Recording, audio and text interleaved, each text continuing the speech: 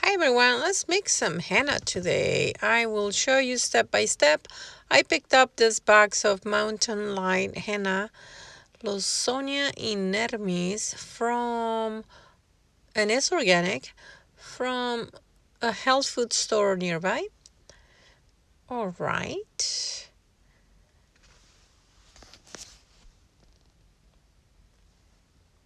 So I mix a little bit of it at a time as I need it, so it's nice and fresh every time. It's kind of green. Not all of the henna is green.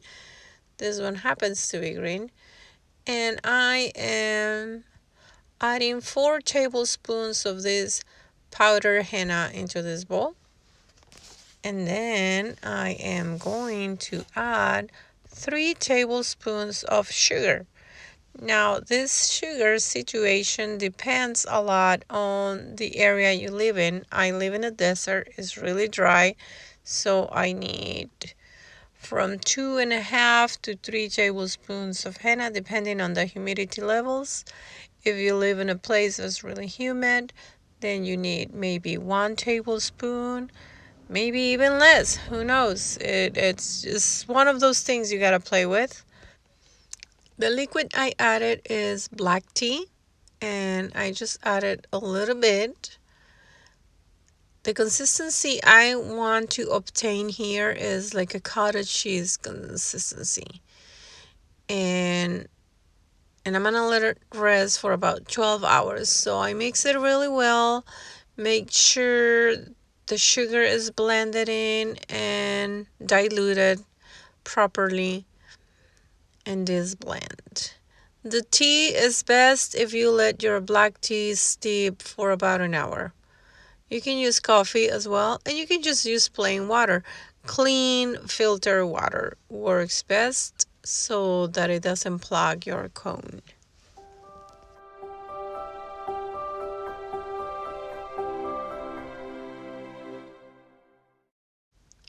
Okay, this is the consistency I am looking for. I'm gonna let it rest, but before that, I'm gonna transfer this henna into a clean bowl because I don't want any of the henna attached to the walls of the bowl to dry up and mixed in with the good henna later on, because that can create an issue later on and clog the tiny tip of the cone once it's coned up.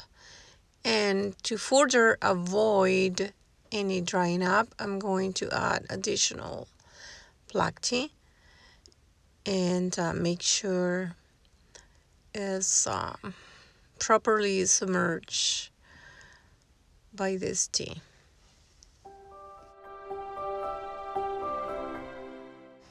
Now it's time to wrap it up and let it rest for 12 hours. You can also, if you have an airtight container, that will work out best. A little Tupperware that you use just for henna. Let it rest for 12 hours in a dark, warm place. I normally cover it with black fabric, and then I put a rock on it.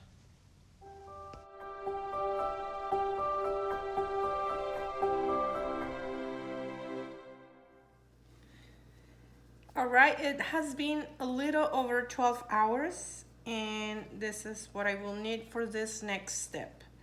A measuring cup, I'm gonna add 15 milliliters, about there. And I'm almost out of this tea tree oil, so that's why I brought this one as well. And I love using lavender oil. These items right here are pricey. Essential oils are pricey. I'm going to transfer this henna into a clean bowl.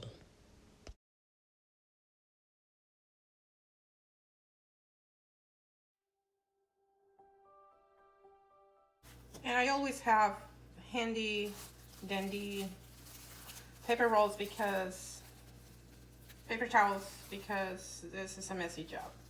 So I'm gonna leave that like that.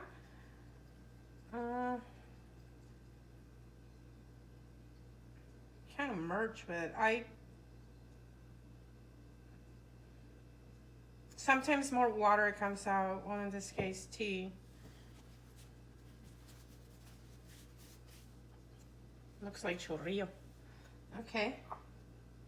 So step next. So I don't have any dryness around the walls of this bowl. That's a good thing. So I'm gonna mix it here and I'll just finally transfer it to that one. And so normally it's 15. So I normally do 5 milliliters of lavender oil, but right now I'm totally out. So it's just what I got, that's what I'm gonna use. This is what it is, out of lavender oil. And let's finish this guy. So how much did I get there? Ooh, very little. I'm gonna take this guy out.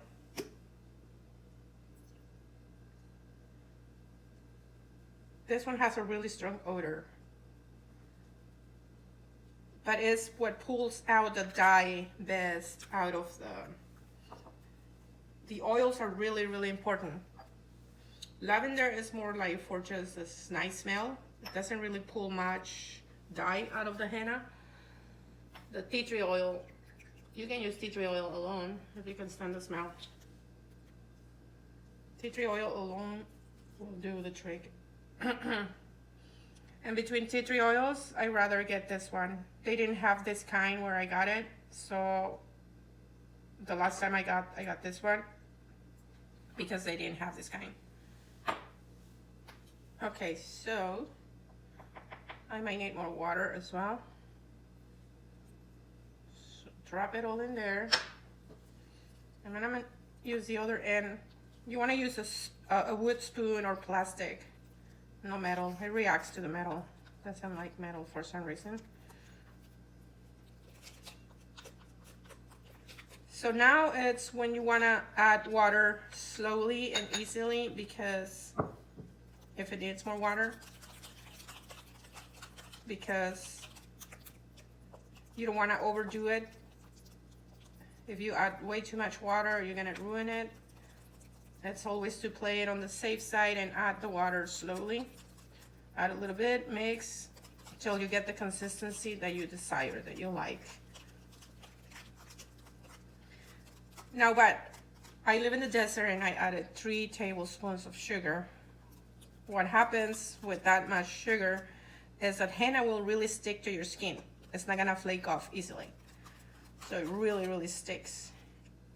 And that means you get a better stain on your skin. So that's a good thing.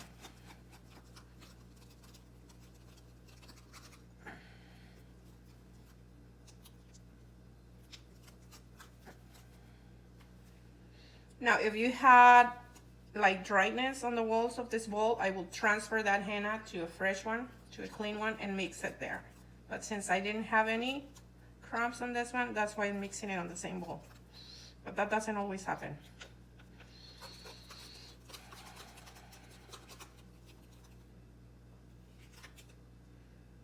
See, I want it to be a little bit more running than that, which means I'm gonna need a little bit more water. So just a little bit. I don't wanna add too much.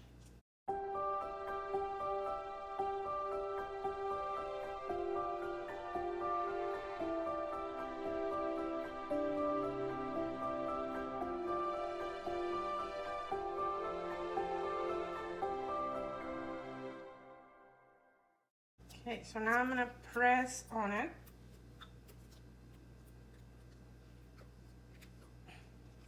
To get rid of the lumps.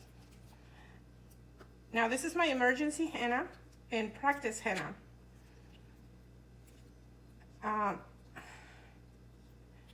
And it's more lumpy because it's cheaper and it's more intended for hair. But once it's done, I'm gonna strain it before I put it in the small cones for application. I'm gonna strain it with stocking. I'll show you that step as well. Says runny like hot fudge, chocolate fudge. All right, perfect. I think I like it.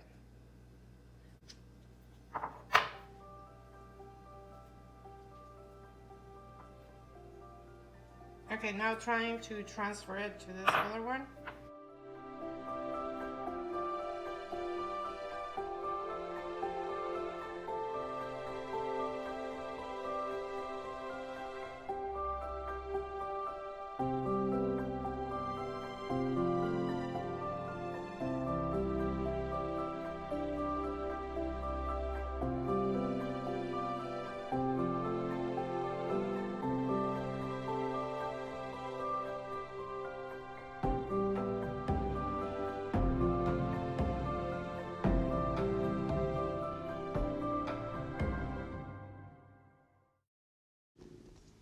I am trying to take off as much henna as I can.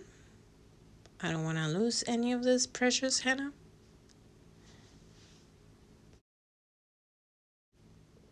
Now I'm going to clean off the saran wrap, the plastic wrap, to avoid getting any of that old henna on my new mix.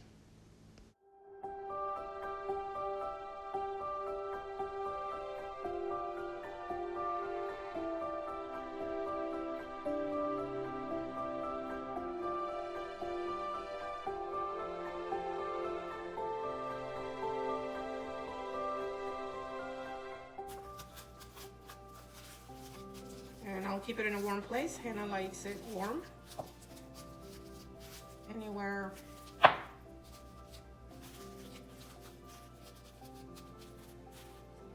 from 80 degrees Fahrenheit.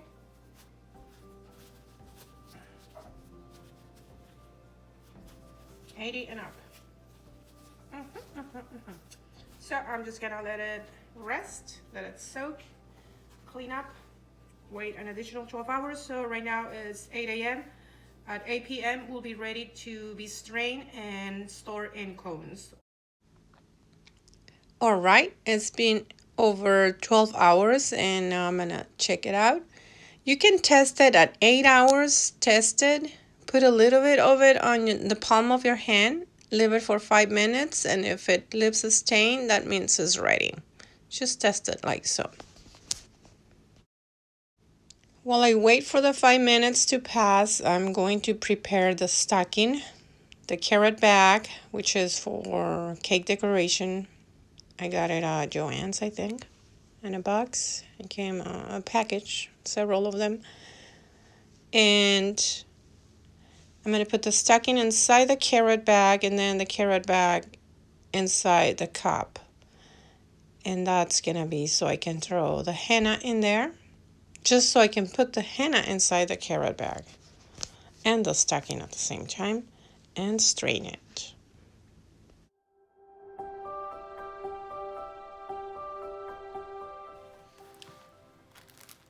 All right, I think I'm ready. It has been over 5 minutes. Now let's scrape it off and see what we got. Yep, it's looking nice and orange, which means it will turn reddish, like a dark brownish reddish later on. Okay, let's get this party started. Now I pour all of the henna inside the stocking. All of it goes in.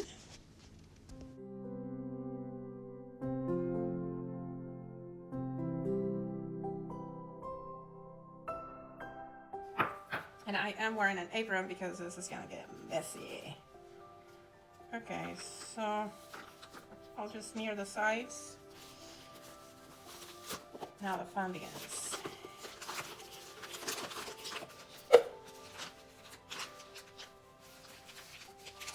So I'm gonna squeeze it inside of this other carrot bag and from this bag already strained. And you can do this process. You can strain it again, not only once.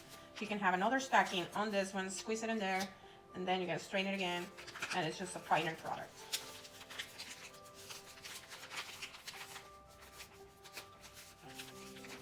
All right, so you hold it really, really, really tight and pull. and starts filling up.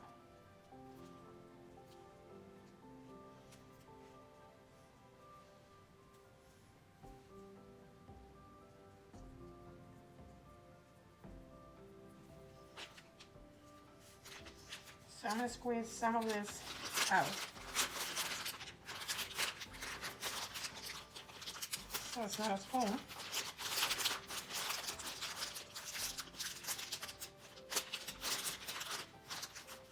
Okay. Meantime, the idea is to get the sock out of my hand.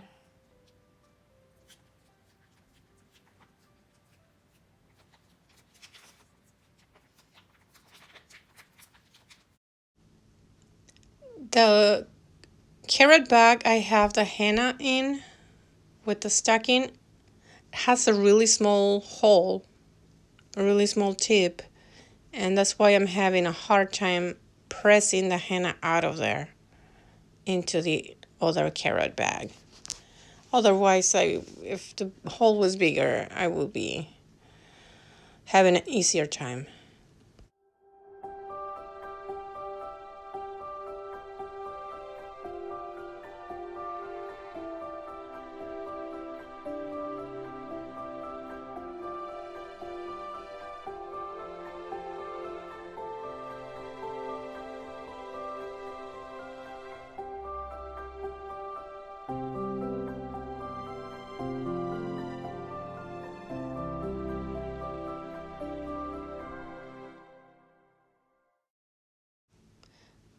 It's looking good. It didn't end up that full.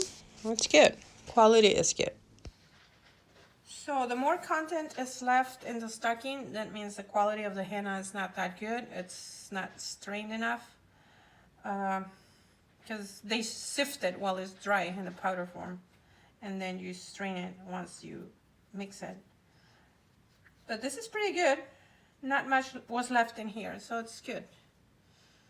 Okay, so now I'm just gonna finish putting this henna in there and I'm gonna store it, and in the next video I'm gonna show you how I load the cones. That's a whole other deal. Now I will store it in the fridge. Thank you for watching. Bye bye.